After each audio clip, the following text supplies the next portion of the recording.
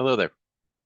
My name is Mike Ryder. I am a solutions architect here at N2WS. And in this video, I'm going to be showing you how to create a policy and how to recover from it. So a policy defines exactly what resources that you want the CPM server to back up, how frequently, so on. So the first thing you're going to do is make sure you have your accounts integrated. And we have another video on that. So if you need to look at that, you can first. And then you're going to go to policies. And then we'll go to new. And then we have AWS or Azure. So we're going to go AWS. So this name is going to be just a friendly name. So CPM tutorial. So what user is going to be in charge of this and which account? So it could be a secondary account, which resources that we're going to want to back up, right? So you could have multiple accounts listed here. And so you'll select that. This enabled here means it is enabled, so it's going to run on whatever schedule you have defined here. Unchecked means it's disabled. It's not going to run. Nothing's going to happen to your backups. It's just going to stop creating them until you re-enable it. And then schedules, you can create a schedule or select an existing one. So a schedule that's very, very easy to do. So say I want to create a new schedule.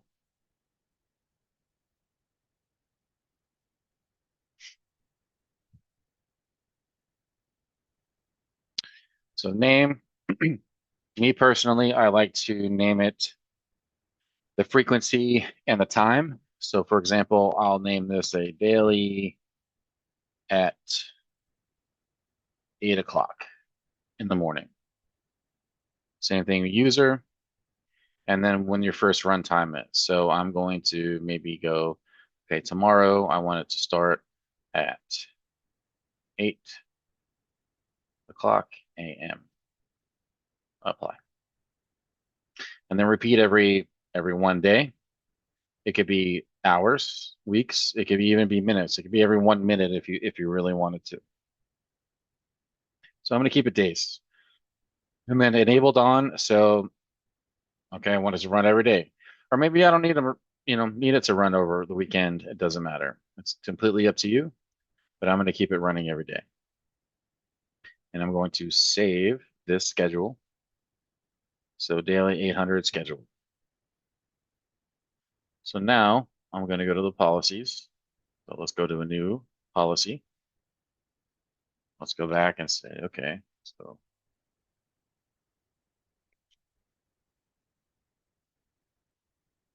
CPM tutorial enabled. So now we're going to select this new schedule. We'll go to daily 8 o'clock. And then under here is auto target removal. So what this does, when it's selected on no, so if you add certain resources to the policy that are being backed up, and then one of those or multiple of those resources become terminated and no longer exist, with a no here, it's going to show as a partial failure just because it couldn't find those resources anymore. Or you can drop it down and select yes, which means it's going to, okay, this doesn't exist anymore. I'm just going to remove it from the policy. And then you have a yes and alert, which means it's going to do the same thing as yes, but it's also going to alert you. Okay, by default, it's on no. So now we're going to add what resources that we want to back up for this policy. So there's two ways to do this. You can add it explicitly right from here. So this is everything that we support. So for me, I'm going to add maybe a couple instances, my Linux server, my Ubuntu, and my Windows server. All right, add. And then close. So this is what I want. And then you can go in and you can even configure on the back. So maybe by default, every volume that's attached to the instance, it could be multiple volumes, are going to be backed up. So this you can maybe include or just exclude maybe a volume or two to you. And then what you want to back up, snapshots only, with AMI only. So just a couple different options. So now these are completely different. We'll have actually different videos on how to utilize those. So I'm going to leave those for now. Close that. And then, so that's how you essentially add whatever resources explicitly to this policy. So we also have an option, which we're going to have another video on, but we come down here with custom tags. So you can actually utilize specific tags. So if you have resources out there that utilize, so say, for example, environment prod, or doesn't matter. It could be, owner DevOps, something like that.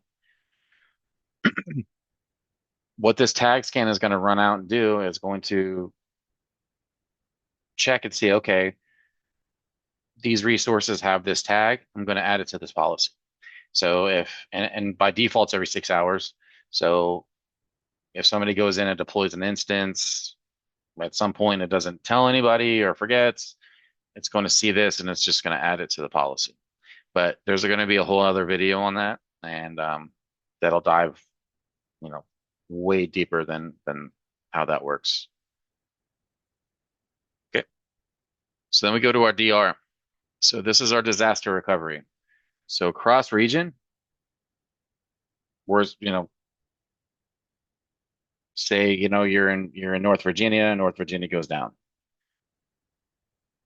Very rarely going to happen, but it could, right? So what we're going to do here is going to select, I'm going to use Oregon as my DR region.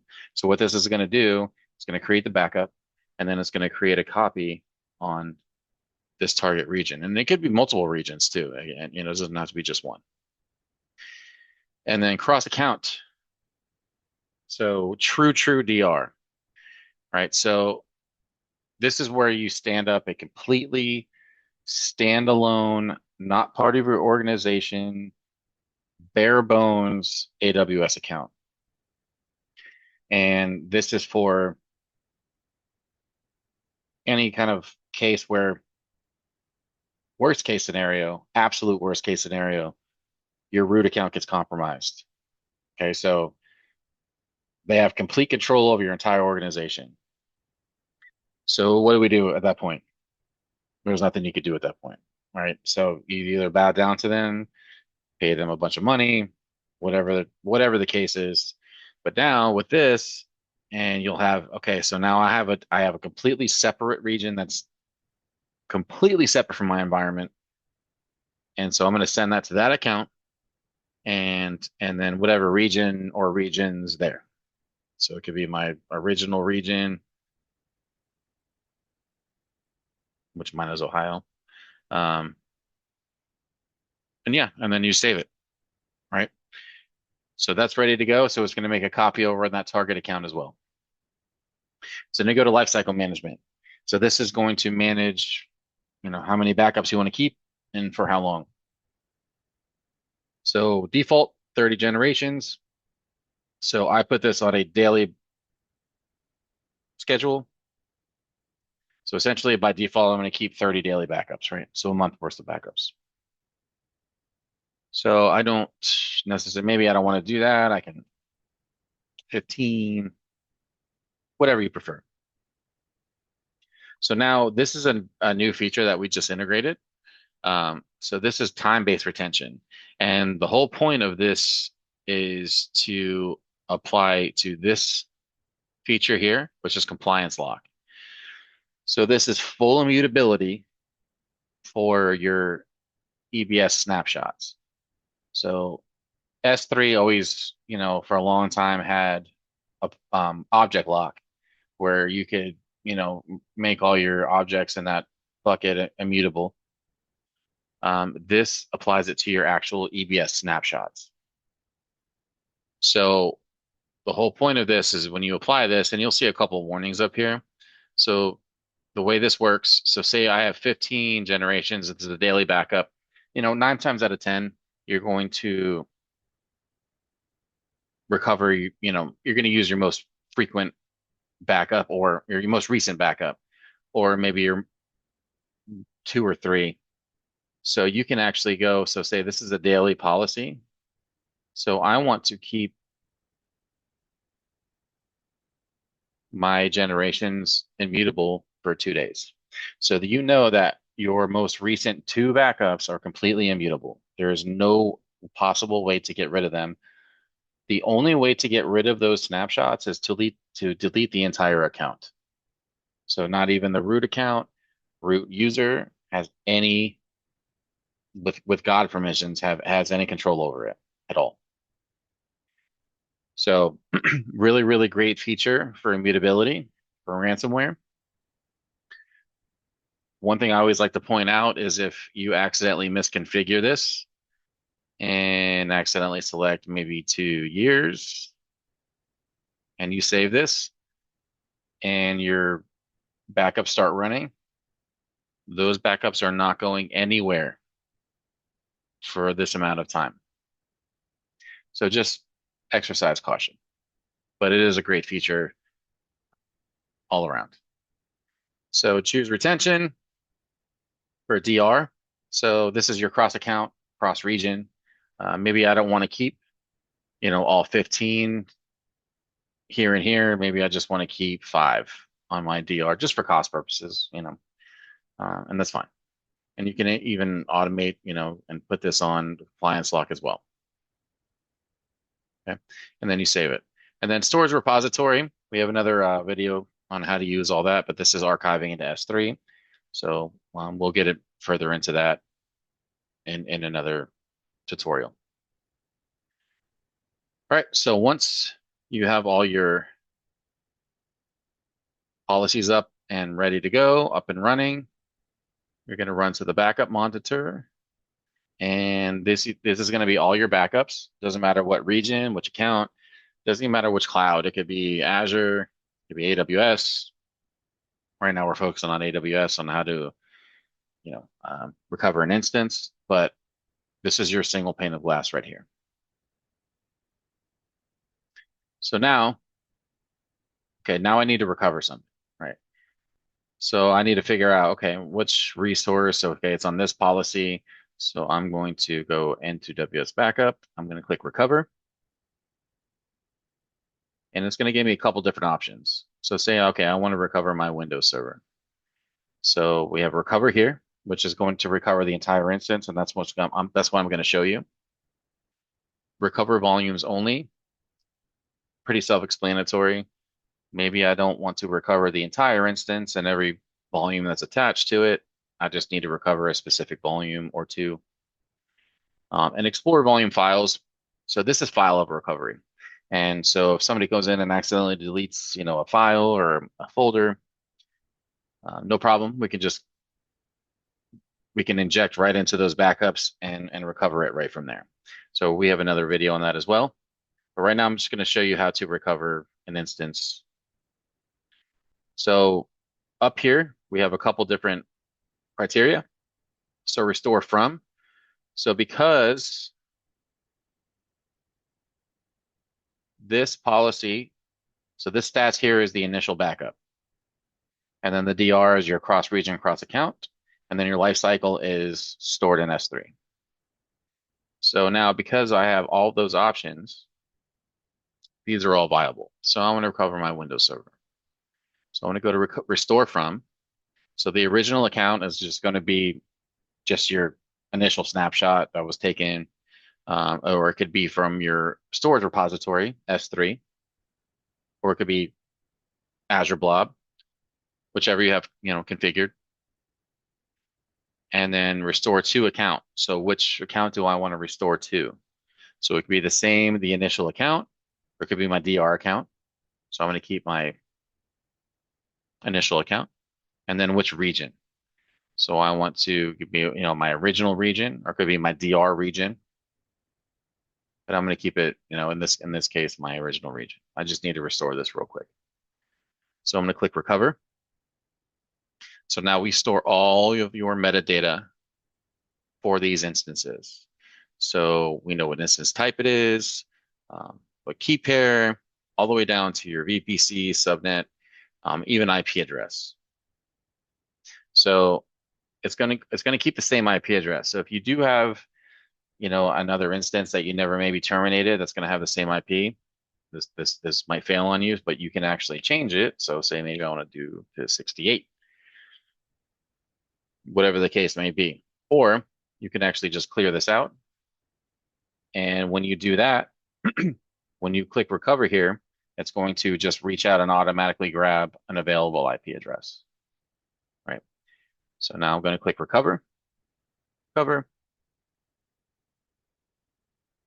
Here's my recovery monitor. It's in progress. So now if I go over to my initial region,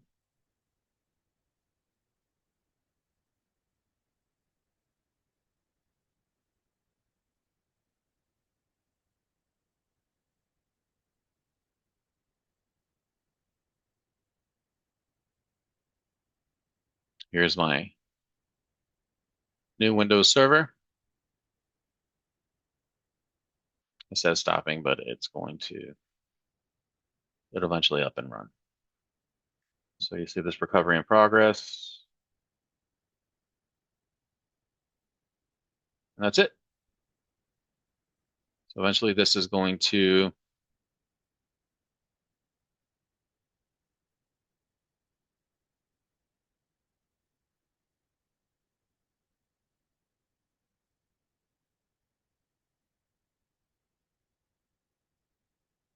let's see, make sure it shows running. But you see that it is recovered.